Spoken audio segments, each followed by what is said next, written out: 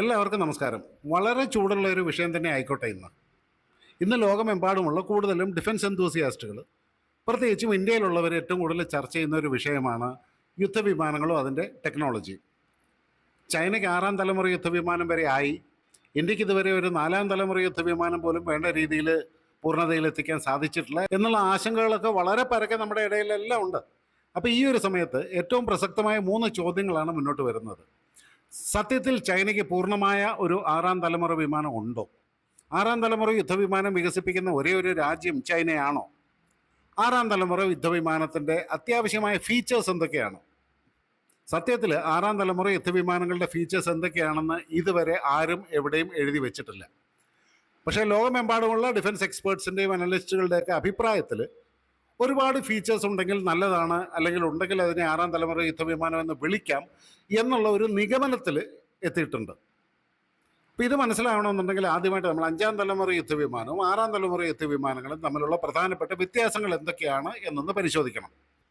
ഏറ്റവും പ്രധാനപ്പെട്ട ശേഷികളെക്കുറിച്ച് നമ്മൾ പറയുകയാണെന്നുണ്ടെങ്കിൽ അഞ്ചാം തലമുറ യുദ്ധവിമാനങ്ങളെന്ന് പറയുന്നത് സ്റ്റെൽത്ത് സാങ്കേതിക വിദ്യ, നൂതന ഏവിയോണിക്സ്, സൂപ്പർ ക്രൂസ് കഴിവുകൾ, സെൻസർ ഫ്യൂഷൻ, ഇതിലൊക്കെയാണ് ആധിപത്യം പുലർത്തുന്നത്.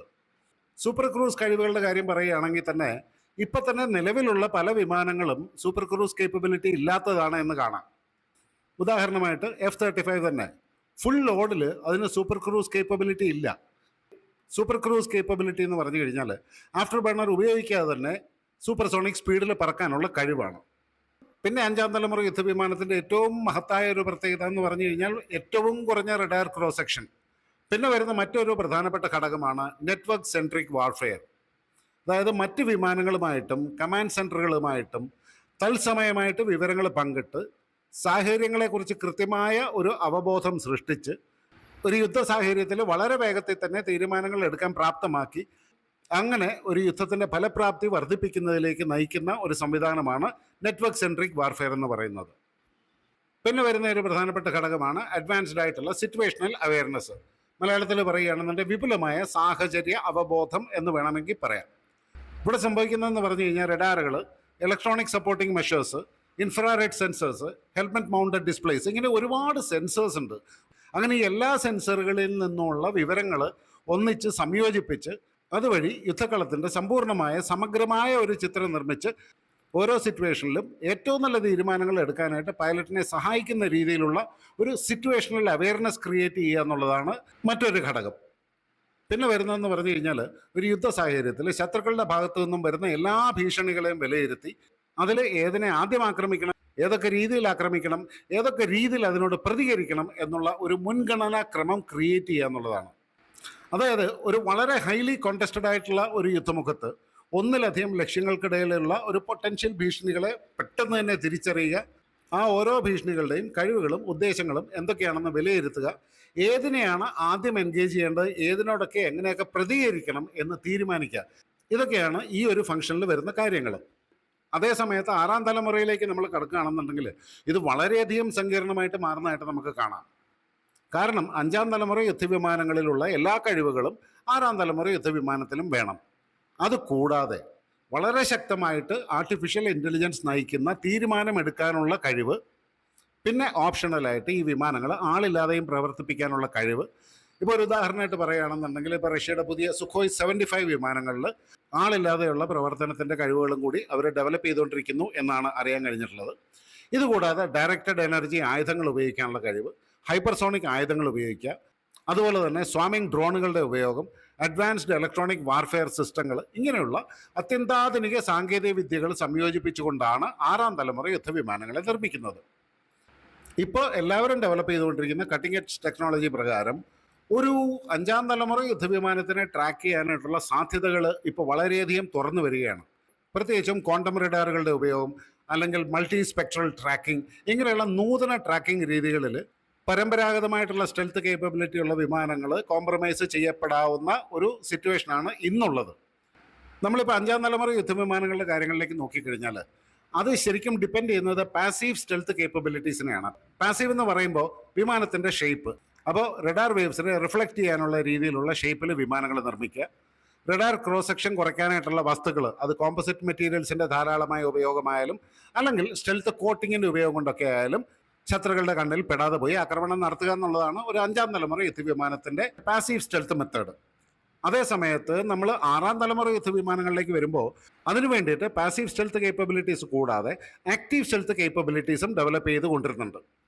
അതിൽ പ്രധാനമായിട്ടുള്ളത് അഡാപ്റ്റീവ് കാമഫ്ലേജ് പോലെയുള്ള സാങ്കേതിക വിദ്യകൾ ഉപയോഗിച്ച് സജീവ സ്റ്റെൽത്തിലേക്ക് ഇതിനെ കൊണ്ടുപോകുക എന്നുള്ളതാണ്. ഒരു ഉദാഹരണമായിട്ട് പറയുകയാണെങ്കിൽ, ഞാൻ 1 മിനിറ്റുള്ള ഒരു ഷോട്ട് ഏതാനും മാസങ്ങൾക്ക് മുമ്പ് ചെയ്തിട്ടുണ്ടായിരുന്നു. നമ്മുടെ DRDO ജോധ്പൂർ ഇങ്ങനെ ഒരു ടെക്നോളജി വികസിപ്പിച്ചെടുത്തിട്ടുണ്ട്. നമ്മുടെ ആർമിക്ക് വേണ്ടിയിട്ട് ഒരു ആക്റ്റീവ് കാമോഫ്ലേജ് സാങ്കേതികവിദ്യ അവർ ഡെവലപ്പ് ചെയ്തിട്ടുണ്ട്. അതുവഴി ശത്രുക്കളുടെ കണ്ണിൽ നിന്നും നമ്മുടെ ടാങ്കുകളെയും ആർമി എക്യുപ്മെൻസിനെയും ഈവൻ സൈനികരെ പോലും വളരെ വലിയൊരളവിൽ മറയ്ക്കാനായിട്ട് സാധിക്കും എന്നുള്ളതാണ്. അപ്പോൾ ഈ ടെക്നോളജി ഒരു വിമാനത്തിലേക്കൊക്കെ ഉപയോഗിക്കണമെന്നുണ്ടെങ്കിൽ അതിൻ്റെ സങ്കീർണത വളരെയധികമാണ്. അങ്ങനെ വിമാനത്തിന് അതിൻ്റെ ചുറ്റുപാടുകളുമായിട്ട് ഇഴുകിച്ചേരാനായിട്ട്, ഉദാഹരണമായിട്ട് ഒരു മേഘാവൃതമായ ആകാശത്തൂടെ പോകുമ്പോൾ ഈ വിമാനത്തിനെ കണ്ടു കഴിഞ്ഞാൽ ഒരു മേഘമായിട്ടേ തോന്നുള്ളൂ. ഇത് ശത്രുക്കളുടെ റഡാറിനും വിഷ്വൽ ഡിറ്റക്ഷൻ സിസ്റ്റങ്ങൾക്കും ഇത് കണ്ടെത്തുന്നത് ബുദ്ധിമുട്ടാക്കി മാറ്റും. അഡാപ്റ്റീവ് കാമഫ്ലേജ് സിസ്റ്റത്തിന് ആ വിമാനം പറക്കുന്ന പരിസ്ഥിതിയെ ആശ്രയിച്ച് വിമാനത്തിൻ്റെ നിറം, തെളിച്ചം, ഘടന ഇതെല്ലാം തത്സമയം ഓട്ടോമാറ്റിക്കലി ക്രമീകരിക്കാനായിട്ട് സാധിക്കും. പക്ഷേ ഈ ടെക്നോളജിയിലൊന്നും ആരും ഇതുവരെ വലിയ നേട്ടങ്ങൾ കൈവരിച്ചിട്ടില്ല എന്നുള്ളത് മറ്റൊരു വസ്തുതയാണ്. പിന്നെ 6ാം തലമുറ യുദ്ധവിമാനങ്ങളിൽ ഉപയോഗിക്കേണ്ട വളരെ പ്രധാനപ്പെട്ട ഒരു ഘടകമാണ് സിഗ്നേച്ചർ മോഡുലേഷൻ എന്ന് പറയുന്നത്. ശത്രുക്കളുടെ സെൻസർ സംവിധാനങ്ങളെ ആശയക്കുഴപ്പത്തിലാക്കാനും അവരെ പറ്റിക്കാനും വിമാനത്തിൻ്റെ റഡാർ സിഗ്നേച്ചർ, ഇൻഫ്രാറെഡ് സിഗ്നേച്ചർ, മറ്റുള്ള ഇലക്ട്രോണിക് സിഗ്നേച്ചറുകൾ ഇതെല്ലാം ഇടയ്ക്കിടെ മാറ്റിക്കൊണ്ടിരിക്കുന്നതാണ് ഈ ഒരു സാങ്കേതികവിദ്യ. ഇത് നമുക്ക് പെട്ടെന്ന് കണക്ട് ചെയ്യാൻ പറ്റും. നമ്മുടെ വിരൂപാക്ഷ റഡാറുകൾ പോലെയുള്ള റഡാറുകളിൽ വളരെ ശക്തമായ ഫ്രീക്വൻസി ഹോപ്പിംഗ് ടെക്നോളജി ഉപയോഗിച്ചിട്ടുണ്ട്. ഇതിങ്ങനെ ഇടയ്ക്കിടയ്ക്ക് ഫ്രീക്വൻസി മാറ്റിക്കൊണ്ടിരിക്കുന്നതുകൊണ്ട് ശത്രുക്കൾക്ക് ഇതിനെ പെട്ടെന്ന് കണ്ടുപിടിക്കാനോ ജാം ചെയ്യാനോ ബുദ്ധിമുട്ടായിട്ട് വരും. ഇതേ ടെക്നോളജി കുറച്ചും കൂടെ വിപുലമായ രീതിയിൽ, കുറച്ചും കൂടെ ആധുനികമായ രീതിയിലാണ് 6ാം തലമുറ യുദ്ധവിമാനങ്ങളിൽ ഉപയോഗിക്കാൻ പോകുന്നത്. പിന്നെ നമ്മളിപ്പോൾ സ്റ്റെൽത്ത് വിമാനങ്ങളെ കണ്ടുപിടിക്കാനായിട്ട് മൾട്ടി സ്പെക്ട്രം സെൻസറുകൾ ഉപയോഗിക്കുന്നുണ്ട്. ഇപ്പം നമുക്കറിയാം സുഖോയ് 57-ൽ 2 ലോ ഫ്രീക്വൻസി റഡാറുകൾ ഉപയോഗിക്കുന്നുണ്ട്. ഈ ലോ ഫ്രീക്വൻസി റഡാറുകൾ ഉപയോഗിക്കുന്ന സ്റ്റെൽത്ത് വിമാനങ്ങളെ കണ്ടുപിടിക്കാൻ തന്നെയാണ്. അപ്പം അങ്ങനെ മൾട്ടി സ്പെക്ട്രം സെൻസറുകളെ കബളിപ്പിക്കാൻ വേണ്ടിയിട്ട് ഒരു ഇലക്ട്രോണിക് ക്ലോക്കിംഗ് സംവിധാനം കൂടി ഇതിൽ ഉൾപ്പെടുത്തും.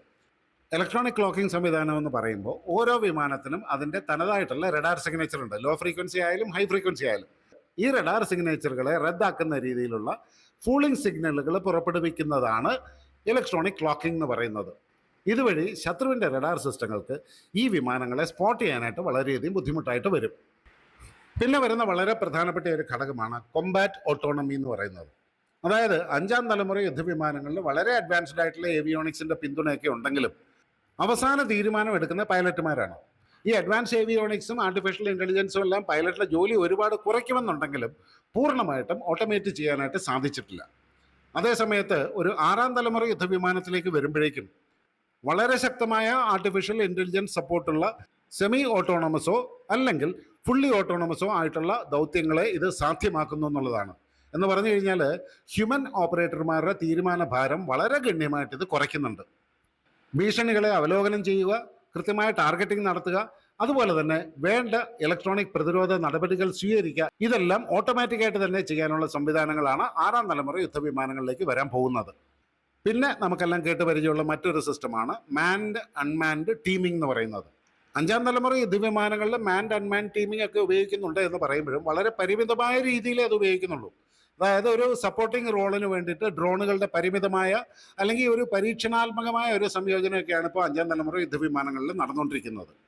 നമുക്കറിയാം ഇസ്രായേൽ ഇറാനെ ആക്രമിക്കാൻ പോയി കഴിഞ്ഞപ്പോഴും F-35 യുദ്ധവിമാനങ്ങൾ ഉണ്ടായിരുന്നെന്നുണ്ടെങ്കിലും ടാർഗറ്റിനെ ആക്രമിക്കാനുള്ള പ്രധാനപ്പെട്ട ജോലികളെല്ലാം മനുഷ്യർ തന്നെ കൺട്രോൾ ചെയ്യുന്ന F-15 വിമാനങ്ങളും F-16 വിമാനങ്ങളുമായിരുന്നു ചെയ്തിരുന്നത്.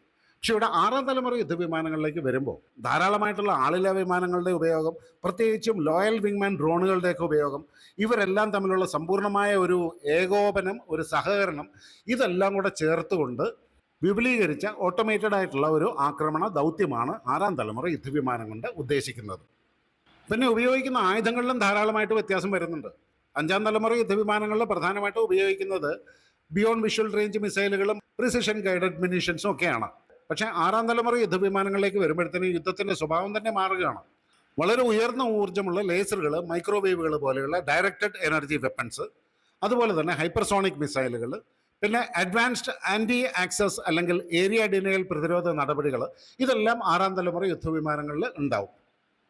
അങ്ങനെ നമ്മൾ നോക്കുമ്പോൾ ഇപ്പം നമ്മൾ ചർച്ച ചെയ്യുന്ന ആറാം തലമുറ യുദ്ധവിമാനങ്ങളിലൊന്നും ഇതെല്ലാം പൂർണ്ണമായിട്ടും സംയോജിപ്പിച്ചിട്ടില്ല. ഉദാഹരണമായിട്ട് ഒരു ഹൈപ്പർസോണിക് മിസൈലിൻ്റെ കാര്യം തന്നെ എടുക്കാം. വിമാനത്തിൽ നിന്നും ഫയർ ചെയ്യാൻ കൊള്ളാവുന്ന ഹൈപ്പർസോണിക് മിസൈൽ ടെക്നോളജി ഇന്ന് ആകെയുള്ളത് റഷ്യയുടെ കയ്യിൽ മാത്രമാണ്, വേറെ ആരുടെയും കയ്യിലില്ല. എന്തായാലും ആറാം തലമുറ യുദ്ധവിമാനങ്ങൾ വികസിപ്പിക്കുന്ന പ്രധാനപ്പെട്ട രാജ്യങ്ങളുടെ നേട്ടങ്ങളും അവരുടെ അവസ്ഥയും എന്താണ് എന്ന് നമുക്കൊന്ന് പരിശോധിക്കാം. ആദ്യമായിട്ട് യുണൈറ്റഡ് സ്റ്റേറ്റ്സ് ഓഫ് അമേരിക്ക തന്നെ ആയിക്കോട്ടെ, കാരണം അവരാണല്ലോ ഇപ്പോൾ എയർക്രാഫ്റ്റ് ടെക്നോളജിയിൽ ഏറ്റവും മുമ്പിൽ എന്ന് എല്ലാവരും വിശ്വസിക്കുന്നത്. അവർ 2 6th ജനറേഷൻ ഫൈറ്റേഴ്സ് ഡെവലപ്പ് ചെയ്തുകൊണ്ടിരിക്കുന്നു എന്നാണ് അറിയാൻ കഴിഞ്ഞിട്ടുള്ളത്. അതിൽ ആദ്യത്തേത് നെക്സ്റ്റ് ജനറേഷൻ എയർ ഡോമിനൻസ്, അതായത് NGAD എന്ന് പറയുന്ന ഒരു യുദ്ധവിമാനം. സ്റ്റെൽത്ത് കേപ്പബിലിറ്റി എന്ന് പറയുമ്പോൾ റഡാർ സിഗ്നേച്ചറും ഇൻഫ്രാറെഡ് സിഗ്നേച്ചറും എല്ലാം ഏറ്റവും മിനിമം ആക്കി വളരെ അഡ്വാൻസ്ഡ് ആയിട്ടുള്ള സ്റ്റെൽത്ത് സവിശേഷതകളാണ് ഇതിൽ പ്ലാൻ ചെയ്തിട്ടുള്ളത്. അപ്പോൾ ഏതൊരു സാഹചര്യത്തിലും തത്സമയ തീരുമാനമെടുക്കാനും മാൻഡ് അൺമാൻ ടീമിങ്ങിനും അതുപോലെ തന്നെ ഇലക്ട്രോണിക് വാർഫെയറിനെ വളരെയധികം ഓട്ടോമേറ്റ് ചെയ്യാനും എല്ലാം കഴിവുള്ള രീതിയിലുള്ള ഒരു AI ഇൻറ്റഗ്രേഷൻ തന്നെയാണ് ഇതിൽ പ്ലാൻ ചെയ്തിരിക്കുന്നത്. അപ്പോൾ ഹൈപ്പർസോണിക് മിസൈലുകൾ വഹിക്കാനും വിന്യസിക്കാനുള്ള കഴിവുകളും ഇതിലവർ ഇൻകോർപ്പറേറ്റ് ചെയ്യുന്നുണ്ട്. പിന്നെ അതിനൂതനമായ ഇലക്ട്രോണിക് വാർഫെയർ സംവിധാനങ്ങളും അവർ ഡെവലപ്പ് ചെയ്യുന്നുണ്ട്. അപ്പോൾ ശത്രുക്കളുടെ പ്രവർത്തനങ്ങളെ പൂർണ്ണമായിട്ടും തടസ്സപ്പെടുത്താൻ വേണ്ടിയിട്ടുള്ള അതിനൂതനമായ സംവിധാനങ്ങളും ഇതിലുണ്ടാവും. ഇതിൻ്റെ എല്ലാം ഒരുപാട് ഡീറ്റെയിൽസിലേക്ക് നമുക്ക് പിന്നീട് പോകാം. പിന്നെ രണ്ടാമത് പ്രധാനമായിട്ട് നമുക്ക് പറയേണ്ടത് റഷ്യയുടെ MiG-41 വിമാനങ്ങളാണ്. അതിൻ്റെ ഏറ്റവും വലിയ പ്രത്യേകത എന്ന് പറഞ്ഞു കഴിഞ്ഞാൽ അതിഗംഭീരമായ വേഗതയും അതിഗംഭീരമായ ഓൾട്ടിറ്റ്യൂഡും താണ്ടാൻ കഴിവുള്ള രീതിയിലാണ് MiG-41 ഡെവലപ്പ് ചെയ്യുന്നത്. MiG-41 കഴിഞ്ഞ ടെസ്റ്റിൽ അവർ അച്ചീവ് ചെയ്ത സ്പീഡ് എന്ന് പറയുന്നത് 4 മുതൽ 4.3 മാക്ക് വരെയുള്ള വേഗതയാണ്. MiG-41 ഒരു ഹൈപ്പർസോണിക് വേഗതയിൽ വരെ കുതിക്കും എന്നുള്ളൊരു അനുമാനവും ഇപ്പോൾ നിലവിലുണ്ട്. പിന്നെ വളരെയധികം മെച്ചപ്പെടുത്തിയ സ്റ്റെൽത്ത് കഴിവുകൾ ഇതിൽ അവർ ഇൻകോർപ്പറേറ്റ് ചെയ്യുന്നുണ്ട്. ആർട്ടിഫിഷ്യൽ ഇൻ്റലിജൻസിൻ്റെയും ഓട്ടോമേഷൻ്റെയും ഒക്കെ വളരെ നല്ലൊരു സംയോജനം കൂടി ഇതിൽ അവർ പ്ലാൻ ചെയ്യുന്നുണ്ട്. പിന്നെ ഹൈപ്പർസോണിക് ആയുധങ്ങൾ ഓൾറെഡി റഷ്യയുടെ കയ്യിലുണ്ട്. സുഖോയ് 57 പോലും അവർക്കിത് ഉപയോഗിക്കാൻ കഴിയുന്നുണ്ട്. അപ്പോൾ തീർച്ചയായിട്ടും MiG-41 ഹൈപ്പർസോണിക് ആയുധങ്ങൾ ധാരാളമായിട്ട് സജ്ജീകരിച്ചിട്ടുണ്ടാവും. പിന്നെ ഇതിന് ബഹിരാകാശ ശേഷികളും ഉണ്ട്. എന്ന് പറഞ്ഞാൽ ഏകദേശം 1,30,000 അടിയായിരിക്കും ഇതിൻ്റെ സീലിംഗ് ഹൈറ്റ് എന്നാണ് അനുമാനിക്കുന്നത്. അങ്ങനെയുണ്ടെങ്കിൽ ഇതൊരു സബ് ഓർബിറ്റൽ ഫ്ലൈറ്റിനും ബഹിരാകാശത്തിലെ ശത്രുക്കളുടെ ടാർഗറ്റിനെ അറ്റാക്ക് ചെയ്യാനും എല്ലാമുള്ള സാധ്യത ഇതിന് കൽപ്പിക്കുന്നുണ്ട്. മൂന്നാമത് നമ്മൾ പരിഗണിക്കാൻ പോകുന്നത് യൂറോപ്പിൻ്റെ future combat air system FCAS എന്ന് പറയുന്ന, ഇത് ഫ്രാൻസും ജർമ്മനിയും സ്പെയിനും കൂടെ സംയുക്തമായിട്ട് ഡെവലപ്പ് ചെയ്തുകൊണ്ടിരിക്കുകയാണ്. വളരെ അഡ്വാൻസ്ഡ് ആയിട്ടുള്ള സ്റ്റെൽത്ത് ഡിസൈൻ, വളരെ ഉയർന്ന ശേഷിയുള്ള networking, artificial intelligence, data fusion കഴിവുകൾ, മാൻഡ് അൺമാൻ ടീമിംഗ്, പിന്നെ ഡയറക്റ്റഡ് എനർജി വെപ്പൺസിൻ്റെ ഉപയോഗം, പിന്നെ സാറ്റലൈറ്റ് ഡ്രോണുകളുമായിട്ടും ഗ്രൗണ്ട് സെൻസറുകളുമായിട്ടുള്ള ഒരു സംയോജനം വഴി നെറ്റ്വർക്ക്ഡ് കോമ്പാറ്റിനുള്ള കഴിവുകൾ, ഇതെല്ലാം അവരും വികസിപ്പിക്കുന്നുണ്ട്. നാലാമത് വരുന്നത് ഒരു ഗ്ലോബൽ കോമ്പാറ്റ് എയർ പ്രോഗ്രാം എന്ന് പറയുന്ന ജപ്പാനും UK-യും ഇറ്റലിയും സംയുക്തമായിട്ട് നിർമ്മിക്കുന്ന GCAP പ്രോഗ്രാമാണ്. ഇതിൻ്റെ ഒന്നും ഒരുപാട് വിവരങ്ങൾ ഇതുവരെ വെളി വന്നിട്ടില്ല. വളരെ അഡ്വാൻസ്ഡ് ആയിട്ടുള്ള സ്റ്റെൽത്ത് സവിശേഷതകളും ആർട്ടിഫിഷ്യൽ ഇൻ്റലിജൻസിൻ്റെ സംയോജനം, ഹൈപ്പർസോണിക് മിസൈലുകൾ വിന്യസിക്കാനുള്ള കഴിവ്, മാൻഡ് അൺമാൻ ടീമിംഗ്, ആളില്ലാ സംവിധാനങ്ങളുമായിട്ടുള്ള ഏകോപനം, ഇതെല്ലാം അവരും ഡെവലപ്പ് ചെയ്യുന്നുണ്ട്. അപ്പോൾ ഇതിൽ ഫ്രാൻസും ജർമ്മനിയും സ്പെയിനും കൂടെ സംയുക്തമായിട്ട് ഡെവലപ്പ് ചെയ്യുന്ന ഫ്യൂച്ചർ കോമ്പാറ്റ് എയർ സിസ്റ്റത്തിലും അതുപോലെ തന്നെ ജപ്പാനും UK-യും ഇറ്റലിയും കൂടെ ചേർന്ന് ഡെവലപ്പ് ചെയ്യുന്ന ഗ്ലോബൽ കോമ്പാറ്റ് എയർ പ്രോഗ്രാമിലും ഇന്ത്യക്ക് ക്ഷണം ലഭിച്ചിട്ടുണ്ടായിരുന്നു. ഇന്ത്യ അതിലെന്തെങ്കിലും പ്രതികരണം നടത്തിയിട്ടുള്ളതായിട്ടുള്ള വിവരങ്ങളൊന്നും ഇതുവരെ പുറത്തു വന്നിട്ടില്ല. എന്തായാലും ചൈനയുടെ 6ാം തലമുറ യുദ്ധവിമാനമായിട്ടുള്ള J-36-ലും അവർ വളരെയധികം ഇമ്പ്രൂവ്ഡ് ആയിട്ടുള്ള സ്റ്റെൽത്ത് കേപ്പബിലിറ്റീസ്, ആർട്ടിഫിഷ്യൽ ഇൻ്റലിജൻസ് സംയോജനം, ഹൈപ്പർസോണിക് ആയുധങ്ങൾ, അൺമാൻഡ് ടീമിംഗ്, ഇങ്ങനെയുള്ള ഒരുപാട് നൂതന സവിശേഷതകളുണ്ട് എന്ന് അവരും പറയുന്നുണ്ട്. എന്തൊക്കെയാണെങ്കിലും ഈ പറഞ്ഞ ഒരു വിമാനങ്ങളിലും നേരത്തെ നമ്മൾ ഡിസ്കസ് ചെയ്ത കേപ്പബിലിറ്റീസിൽ 100% ഉള്ളതായിട്ട് ഇതുവരെ അറിവായിട്ടില്ല. ഇനി നമ്മൾ ഇന്ത്യയിലേക്ക് വരികയാണെന്നുണ്ടെങ്കിൽ ഒഫീഷ്യലി നമ്മളൊരു 6ാം തലമുറ യുദ്ധവിമാനം ഡെവലപ്പ് ചെയ്യുന്നില്ല എന്നുള്ളതൊരു വാസ്തവമാണ്. പക്ഷേ അതിനൂതനമായ സാങ്കേതിക വിദ്യകൾ നമ്മൾ ആംകായ്ക്ക് വേണ്ടി ഡെവലപ്പ് ചെയ്തുകൊണ്ടിരിക്കുകയാണ്. മേൽ പറഞ്ഞ 6ാം തലമുറ യുദ്ധവിമാനങ്ങളിലേക്ക് വേണ്ട പല കഴിവുകളും ആംകായ്ക്ക് വേണ്ടി നമ്മൾ ഡെവലപ്പ് ചെയ്തുകൊണ്ടിരിക്കുകയാണ്. അതുകൊണ്ട് തന്നെ ആംകായുടെ ഡെവലപ്മെൻറ്റ് നമ്മൾ പൂർത്തീകരിച്ച് കഴിഞ്ഞാൽ അവിടെ നിന്നും ഒരു 6ാം തലമുറ കേപ്പബിലിറ്റീസിലേക്ക് മാറുക എന്നുള്ളത് ഒരു പക്ഷേ അല്ലെ അങ്ങനെയുള്ള ഒരു പരിവർത്തനം നമുക്ക് വളരെ വളരെ എളുപ്പമായിരിക്കും എന്നുള്ളതാണ് ഇപ്പോൾ കണക്ക് കൂട്ടപ്പെടുന്നത്.